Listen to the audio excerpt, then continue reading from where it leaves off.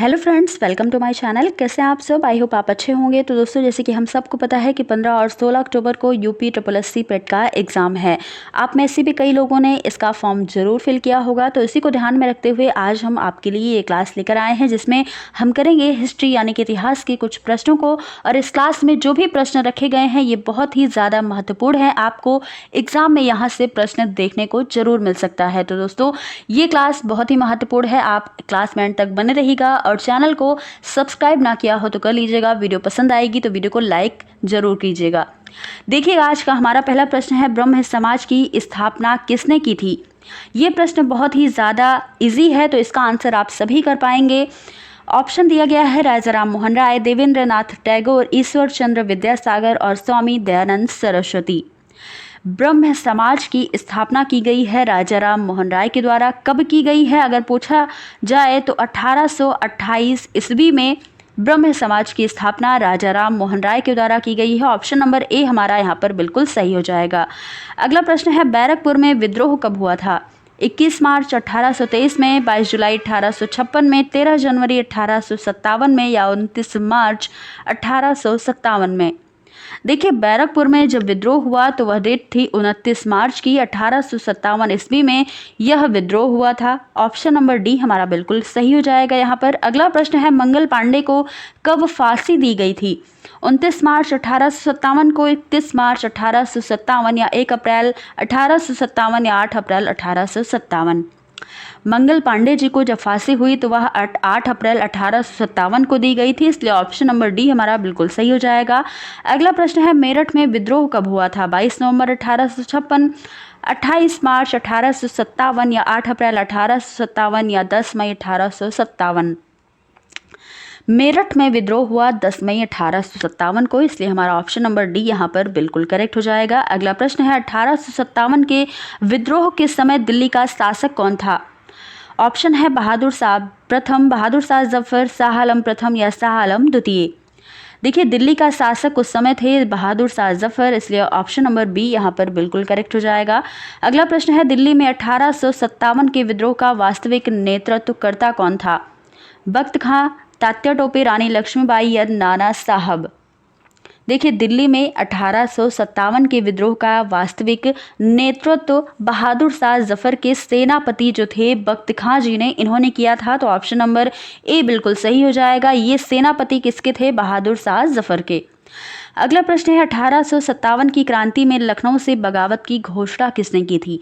लियाकत अली ने, बेगम मुमताज महल ने, बेगम हजरत महल और शहादत अली।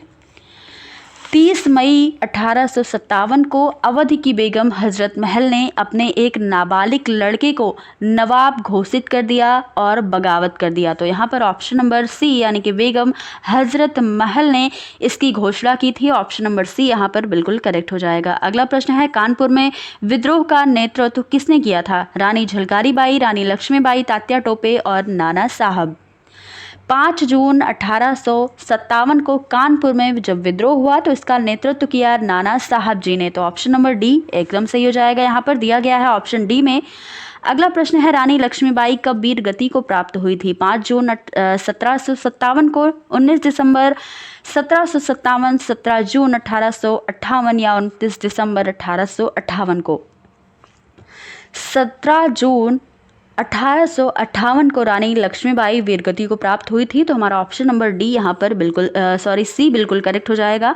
अगला प्रश्न है, बिहार में 1857 के विद्रोह का नेतृत्व किसने किया था? अहमदुल्ला खां, तीरथ सिंह, अनुग्रह नारायण सिंह या कुंवर सिंह ने? बिहार में विद्रोह का यानी कि 1857 के विद्रोह का नेतृत्व जगदीशपुर के रहने वाले कुंवर सिंह जी ने किया था। तो ऑप्शन नंबर डी बिल्कुल करेक्ट हो जाएगा। अगला प्रश्न है कि 1857 के विद्रोह में किन भारतीय समुदाय ने कंपनी का साथ दिया? बड़े जमींदार थे, शिक्षित वर्ग, साहूकार या व्यापारी वर्ग? देखिए, यहाँ पर कूट के रूप में आपको आंसर देना है। यहाँ पर देखिए, ऑप्शन नंबर 1 और 3 सही है या 2 और 4 सही है, 1, 3, 4 सही है या चारों ऑप्शन यहाँ पर सही है। तो आपको बता दें कि बड़े जमींदार, साहूकार, शिक्षित वर्ग और व्यापारी ये सभी शामिल थे, इसमें सभी ने समर्थन किया था। तो ऑप्शन नंबर डी सही हो जाएगा, यानी कि ये सारे ऑप्शन यहाँ पर बिल्कुल करेक्ट हैं।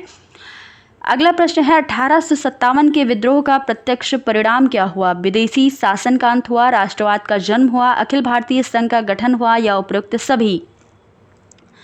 1857 के विद्रोह का प्रत्यक्ष परिणाम हुआ कि इससे भारतीय राजनीति में राष्ट्रवाद का जन्म हुआ और इसका विकास हुआ, तो इसलिए ऑप्शन नंबर बी सही हो जाएगा। देखिए कहीं कहीं पर लोग अगर उपयुक्त सही देख लेते हैं, उपयुक्त सभी का ऑप्शन अगर उनको दिख जाता है ऑप्शन नंबर डी, तो ये इसी को लगाते हैं, लेकिन आपको ऐसा बिल्कुल भी नहीं करना है। सबसे पहले आपको प्रश्न अच्छे से पढ़ना है, ऑप्शन भी आपको देख करके तभी टिक करना है, नहीं तो अगर उपयुक्त सभी आप देख करके खुश हो जाते हो तो इससे आपका एक मार्क्स कट जाएगा, तो इसलिए आपको ये नहीं करना है। अगला प्रश्न है 19वीं शताब्दी के प्रारंभ में सांस्कृतिक जागरण के अग्रदूत कौन थे? स्वामी दयानंद सरस्वती, रविन्द्रनाथ टैगोर, सर सैयद अहमद खां या राजा राम मोहन राय? 19वीं शताब्दी के प्रारंभ में सांस्कृतिक जागरण के अग्रदूत माने जाते हैं राजा Ram Mohan Roy, option number D में दिया गया है। ऑप्शन नंबर डी हमारा बिल्कुल करेक्ट होगा। अगला प्रश्न है प्रार्थना समाज की स्थापना किसने की? राजा राम मोहन राय ने, ईश्वर चंद्र विद्यासागर ने, आचार्य देवेंद्र नाथ टैगोर या आत्माराम पांडुरंग ने? देखिए आचार्य केशव चंद्र की महाराष्ट्र यात्रा से प्रभावित हुए थे महादेव गोविंद रनाडे और डॉक्टर आत्माराम पांडुरंग। ये दोनों लोगों ने मिलकर के प्रार्थना समाज की स्थापना की थी, और अगर पूछे कि कब की थी तो 1867 में इसकी स्थापना की थी। इन दोनों ने मिलकर की थी। कौन कौन था साथ में? आत्माराम पांडुरंग थे और गोविंद रनाडे, ये दोनों लोग मिलकर के प्रार्थना समाज की स्थापना करते हैं, तो यहाँ पर हमारा ऑप्शन नंबर डी बिल्कुल सही हो जाएगा। अगला प्रश्न है आर्य समाज की स्थापना का उद्देश्य क्या था? राष्ट्रीय एकता, धार्मिक सुधार, सांस्कृतिक राष्ट्रवाद या उपयुक्त सभी? तो यहाँ पर हमारा जो आंसर है वो उपयुक्त सभी, यानी कि राष्ट्रीय एकता, धार्मिक सुधार, सांस्कृतिक राष्ट्रवाद, ये सारे उद्देश्य थे आर्य समाज की स्थापना के, तो यहाँ पर ऑप्शन नंबर डी बिल्कुल सही हो जाएगा। अगला प्रश्न है वेदों की ओर लौटो का नारा किसने दिया? राजा राम मोहन राय ने, देवेंद्रनाथ टैगोर ने, स्वामी दयानंद सरस्वती या महात्मा गांधी? वेदों की ओर लौटो का नारा जो दिया वो दयानंद सरस्वती जी ने दिया, इसलिए हमारा ऑप्शन नंबर सी बिल्कुल सही हो जाएगा। अगला प्रश्न है दयानंद सरस्वती के द्वारा लिखित पुस्तक कौन सी है? गीता रहस्य है, वेदों की ओर लौटो है, सत्यार्थ प्रकाश या कर्म योग? तो इनकी पुस्तक का नाम है Satyarth Prakash, option number C हमारा बिल्कुल सही हो जाएगा, ये आप सभी को पता होगा। अगला प्रश्न है रामकृष्ण मिशन की स्थापना कब हुई? वर्ष 1897 में, 1899, 1901 या 1906 में? रामकृष्ण मिशन की स्थापना जो हुई ये 1897 में हुई थी। किसके द्वारा? स्वामी दयानंद सरस्वती के द्वारा, तो यहाँ पर हमारा ऑप्शन नंबर ए यानी कि 1897 बिल्कुल करेक्ट हो जाएगा। अगला प्रश्न है थियोसॉफिकल सोसाइटी की स्थापना किसने की? कर्नल अलकाट ने, एनी बेसेंट, गोपाल कृष्ण गोखले या जेफ स्कॉट ने? थियोसॉफिकल सोसाइटी की स्थापना जो है ये संयुक्त राज्य अमेरिका में मैडम HP ब्लावात्स्की और कर्नल ओलकाट ने की थी, तो यहाँ पर हमारा ऑप्शन नंबर ए बिल्कुल सही हो जाएगा, कर्नल अलकाट। अगला प्रश्न है भारत में थियोसॉफिकल सोसाइटी का मुख्यालय कहाँ स्थापित किया गया? बेंगलुरु में, बम्बई में, अडयार या ओरेविल में? इसका आंसर होगा अडयार में। भारत में थियोसॉफिकल सोसाइटी का मुख्यालय जो है ये 1886 ईस्वी में मद्रास के निकट अडयार में बनाया गया था, तो ऑप्शन नंबर सी हमारा बिल्कुल सही हो जाएगा। नेक्स्ट है प्रश्न कि बनारस के सेंट्रल हिंदू स्कूल की स्थापना किसने की? Madan Mohan Malviya, Annie Besant, MJ more या गिरधारी लाल? इसका जो आंसर है वो ऑप्शन नंबर बी यानी कि एनी बेसेंट ने इसकी स्थापना की थी, तो ऑप्शन नंबर बी हमारा बिल्कुल सही हो जाएगा। अगला प्रश्न है अलीगढ़ आंदोलन का नेतृत्व किसने किया? सर सैयद अहमद खान ने, सैयद अहमद बरेलवी, लियाकत अली या शिबली नुमानी ने? इसका आंसर होगा सर सैयद अहमद खां। अलीगढ़ आंदोलन का नेतृत्वकर्ता सर सैयद अहमद खां जी थे, ऑप्शन नंबर ए हमारा बिल्कुल सही हो जाएगा। अगला प्रश्न है साइंटिफिक सोसाइटी की स्थापना किसने की? सत्येंद्र नाथ बोस, प्रफुल्ल चंद्र राम, सर सैयद अहमद खां और सलीमुल्लाह खां? साइंटिफिक सोसाइटी की स्थापना हुई है सर सैयद अहमद खां के द्वारा, तो ऑप्शन नंबर सी यहाँ पर बिल्कुल करेक्ट हो जाएगा। अगला प्रश्न है मोहम्मडन एंग्लो ओरिएंटल कॉलेज की स्थापना किसने की? सर सैयद अहमद खां, हेनरी विवियन डेरोजियो, राजा राम मोहन राय या कर्नल अल्काल्ट। यहाँ पर भी हमारा ऑप्शन नंबर ए यानी कि सर सैयद अहमद खां के द्वारा ही मोहम्मडन एंग्लो ओरिएंटल कॉलेज की स्थापना हुई है, तो ऑप्शन नंबर ए हमारा बिल्कुल सही हो जाएगा। अगला प्रश्न है, मुस्लिम धर्म का पहला सुधारवादी आंदोलन कौन सा था? फराजी आंदोलन, देवबंद आंदोलन, अलगढ़ आंदोलन या बहावी आंदोलन। मुस्लिम धर्म का पहला सुधारवादी आंदोलन जो है ये बहावी आंदोलन था, तो यहाँ पर हमारा ऑप्शन नंबर डी सही हो जाएगा। ये आपको याद रखना है। अगला प्रश्न है, बहावी आंदोलन का नेता कौन था? सैयद अहमद बरेलवी, शाह वली सर सैयद अहमद खां और दुदू मियाँ। तो बहावी आंदोलन के नेता जो थे वो शाह वली उल्लाह थे, तो यहाँ पर ऑप्शन नंबर बी बिल्कुल सही हो जाएगा। अगला प्रश्न है, देवबंद आंदोलन का उद्देश्य क्या था? कि ब्रिटिश शासन को समाप्त कर देना, कुरान का सही व्याख्या, इस्लामी राज्य की स्थापना या रूढ़ियों का बचाव करना।